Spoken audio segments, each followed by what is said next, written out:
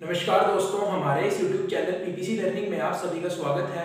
आज हम इस वीडियो में स्टडी करेंगे क्लास 10th एनसीईआरटी साइंस का एक नया लेसन जिसका नाम है सोर्सेज ऑफ एनर्जी। यह एक बिल्कुल सिंपल लेसन है जिसमें हम इस लेसन को बेसिक से स्टडी करेंगे।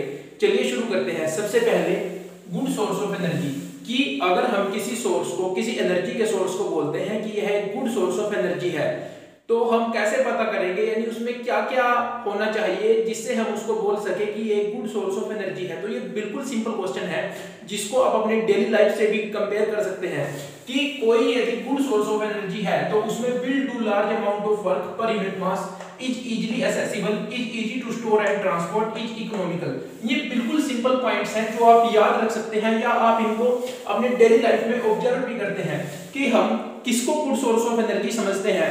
जो सस्ता हो यानी इकोनॉमिकल हो, जो स्टोर आसानी से हो सके यानी इज इजी टू स्टोर, और जो ट्रांसपोर्ट भी आसानी से हो सके।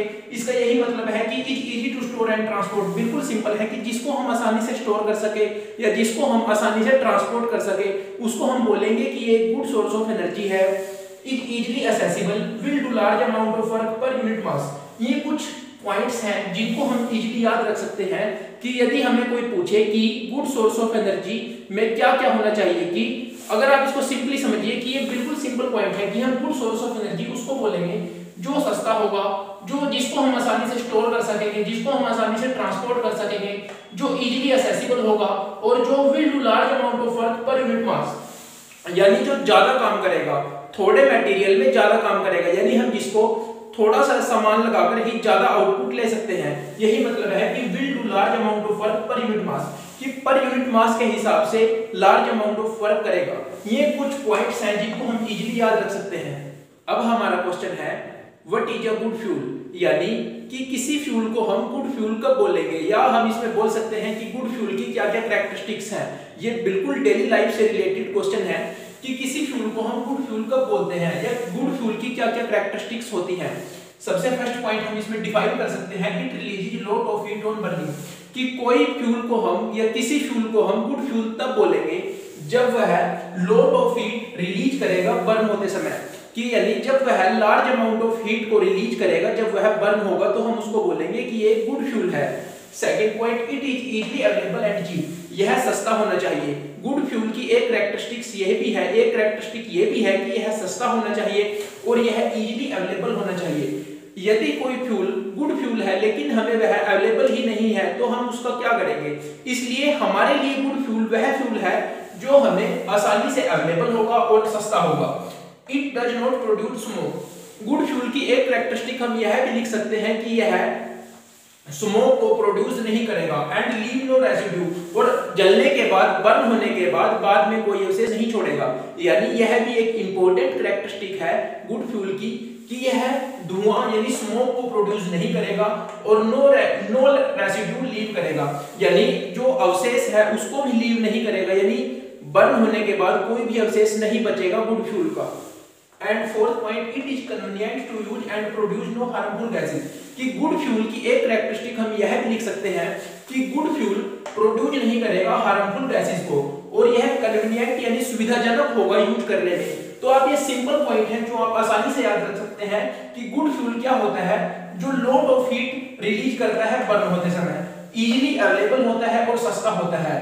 It does not produce smoke, यह स्मोक को प्रोड्यूस नहीं करता और बर्न होने के बाद में रेसिड्यू नहीं छोड़ता, यानी अवशेष नहीं छोड़ता। It is convenient to use, यह यूज करने में सुविधाजनक होना चाहिए, और प्रोड्यूस नो हार्मफुल गैसेस, और जब यह बर्न हो तो उस समय हार्मफुल गैसेस को प्रोड्यूस नहीं करना चाहिए। ये कुछ कैरेक्टरिस्टिक्स हैं गुड फ्यूल के। रिन्यूएबल सोर्सेज ऑफ एनर्जी, इसको हम बिल्कुल सिंपली डिफाइन कर सकते हैं कि those energy sources which are continuously produced in nature. यह बिल्कुल सिंपल डेफिनेशन है कि वो energy sources renewable sources of energy कहलाते हैं जो कंटिन्यू में प्रोड्यूस हो रहे हैं नेचर में, यानी लगातार प्रोड्यूस हो रहे हैं प्रकृति में, उनको हम बोलते हैं renewable sources of energy and will not get exhausted someday. इसके एग्जांपल्स आप देखिए solar energy, wind energy, water energy, tidal energy etcetera. Solar energy क्या होती है आप इनको तो जानते ही हैं, आपने पहले भी पढ़ा होगा, जो सूर्य के प्रकाश से प्राप्त होती है। वाइंड एनर्जी जो हवा से प्राप्त होती है। वाटर एनर्जी जो वाटर से प्राप्त होती है। यानी रिन्यूएबल सोर्सेज ऑफ एनर्जी वो सोर्स है एनर्जी के जो नेचर में कॉन्टिन्यूस में प्रोड्यूस हो रहे हैं, उनको हम बोलते हैं रिन्यूएबल सोर्सेज ऑफ एनर्जी। इसके एग्जांपल भी आप अपनी डेली लाइफ से बिल्कुल जनरल याद रख सकते हैं, solar energy, water energy, tidal energy, wind energy. और इस तरह से हम रिन्यूएबल सोर्सेज ऑफ एनर्जी को बिल्कुल सिंपल डिफाइन कर सकते हैं। अब हमारा टॉपिक है usable form of energy and non usable form of energy. यह भी एक इंपॉर्टेंट टॉपिक है जो एग्जाम्स में आ जाता है कि difference between usable form of energy and non usable form of energy. बिल्कुल इजी क्वेश्चन है, चलिए शुरू करते हैं। सबसे पहले usable form of energy. Usable form of energy is that which we can converted into another form of energy that can be utilized easily। इसके examples हैं electric energy and chemical energy.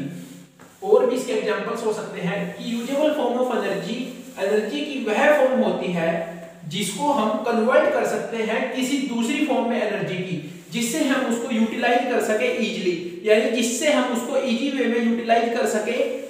इसके एग्जांपल्स हैं electric energy, chemical energy. आप simply समझिए कि usable form of energy energy की वह form होती है, यूजेबल फॉर्म ऑफ एनर्जी वह एनर्जी की फॉर्म होती है जिसको हम इजीली कन्वर्ट कर सकते हैं अनदर फॉर्म ऑफ एनर्जी में, या जिसको हम कन्वर्ट कर सकते हैं अनदर फॉर्म ऑफ एनर्जी में, जिससे हम उसको इजीली यूटिलाइज कर सके। यह है usable form of energy. And non usable energy क्या होती है? Non usable energy is that which can not be converted into usable form. Non usable energy वह एनर्जी होती है जो कन्वर्ट नहीं हो सकती यूजेबल फॉर्म में। इसका एग्जांपल आप बिल्कुल डेली लाइफ से देखिए। For example when we use fuels lot of heat is lost to the environment. कि जब हम फ्यूल्स का यूज करते हैं तो उससे क्या होता है, बहुत सी जो हीट है, लॉट ऑफ हीट लॉस्ट होती है एनवायरनमेंट में, जिसको हम कन्वर्ट नहीं कर सकते यूजेबल फॉर्म में। आप इसको सिंपली समझिए, आप इसको समझ गए होंगे कि नॉन यूजेबल एनर्जी वह एनर्जी होती है जिसको हम कन्वर्ट नहीं कर सकते यूजेबल फॉर्म में। इसका एग्जांपल भी मैंने बिल्कुल डेली लाइफ से दिया है कि जब हम फ्यूल्स का यूज करते हैं तो बहुत सी heat, lot of heat lost होती है एनवायरनमेंट में, जिसको हम कन्वर्ट नहीं कर सकते यूजेबल फॉर्म में। अब हमारा टॉपिक है फॉसिल फ्यूल्स। यह एक इंपॉर्टेंट क्वेश्चन है जो एग्जाम्स में आ जाता है। व्हाट आर फॉसिल फ्यूल्स, जिसको हम सिंपली डिफाइन कर सकते हैं। यह है फॉसिल फ्यूल्स की डेफिनेशन, जो बिल्कुल इजी डेफिनेशन है। Fossil fuels are those fuels which have been formed in ancient times from partial decomposition of plants and animals which existed in the past. Examples हैं फॉसिल फ्यूल्स के जो बिल्कुल daily life से हैं, कोयल and petroleum, ये है इसके examples. अब हमारा टॉपिक है डिसएडवांटेज ऑफ फॉसिल फ्यूल्स की फॉसिल फ्यूल्स को यूज करने के क्या क्या डिसएडवांटेज हैं। यह एक इंपॉर्टेंट टॉपिक है जो एग्जाम्स में आ जाता है। What are the disadvantage of fossil fuels. इसमें हम पढ़ेंगे इनको बिल्कुल सिंपल वे में, बिल्कुल सिंपली हम समझेंगे कि क्या क्या डिसएडवांटेज हैं फॉसिल फ्यूल्स को यूज करने के। सबसे first, fossil fuels on combustion produce lot of harmful gases. आप जानते ही हैं कि जब फॉसिल फ्यूल्स का कंबशन होता है, यानी जब वो जलते हैं तो वो बहुत सी हार्मफुल गैसेस प्रोड्यूस करते हैं, जैसे CO, SO2, NO2, जिनके कारण रेस्पिरेटरी प्रॉब्लम्स हो जाती हैं। Acidic gases like SO2, SO3, NO2 cause acid rain. ये एसिडिक गैसेस हैं जिनके कारण एसिड रेन होती है। एसिड रेन के बारे में एक अलग से वीडियो में पढ़ेंगे। Fossil fuels are present in limited supply. यह भी एक इंपॉर्टेंट पॉइंट है। आप जानते ही हैं कि जो फॉसिल फ्यूल्स हैं वो लिमिटेड सप्लाई में ही हमारे पास अवेलेबल हैं, कि वो नेचर में एक लिमिटेड क्वांटिटी में ही प्रेजेंट हैं, लेकिन हम उनको बहुत ज्यादा यूज करते हैं तो कभी ना कभी वो खत्म हो जाएंगे। यह भी एक इसकी डिसएडवांटेज के तौर पे हम बोल सकते हैं कि हम फॉसिल फ्यूल्स का बहुत ज्यादा यूज करते हैं, लेकिन वो नेचर में प्रेजेंट हैं सिर्फ एक लिमिटेड सप्लाई में। Excess use of fossil fuels is releasing lot of CO2 into atmosphere, which is the main cause of greenhouse effect। greenhouse effect के बारे में आपने पढ़ा होगा। यहाँ पे ये बोल रहे हैं कि जैसे हम ज्यादा यूज करते हैं फॉसिल फ्यूल्स को, जैसे जैसे हम ज्यादा यूज कर रहे हैं फॉसिल फ्यूल्स को, जो CO2 जो रिलीज होती है वो एटमॉस्फेयर में बढ़ रही है, इंक्रीज हो रही है। यानी जब हम फॉसिल फ्यूल्स का यूज करते हैं तो बहुत सी CO2 गैस एटमॉस्फेयर में रिलीज होती है, जो एक मुख्य कारण है ग्रीन हाउस इफेक्ट का। Fossil fuels although conventional sources of energy but are not renewable। हालांकि जो फॉसिल फ्यूल्स हैं वो कन्वेंशनल सोर्स हैं एनर्जी के, यानी परंपरागत सोर्स हैं एनर्जी के, लेकिन साथ ही कन्वेंशनल के साथ साथ वो नॉन रिन्यूएबल सोर्सेज हैं एनर्जी के।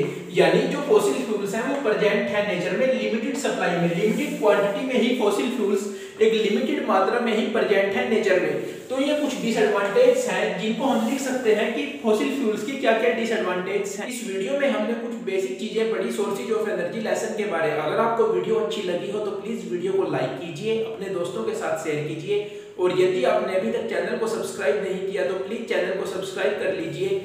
अगर आप कहीं पर भी चाहें तो इन पॉइंट्स को नोट कर सकते हैं, ये आपके बहुत काम आएंगे। ये बहुत इंपॉर्टेंट पॉइंट हैं जो बिल्कुल इजी लैंग्वेज में लिखे गए हैं। थैंक यू, मिलते हैं अगली वीडियो में।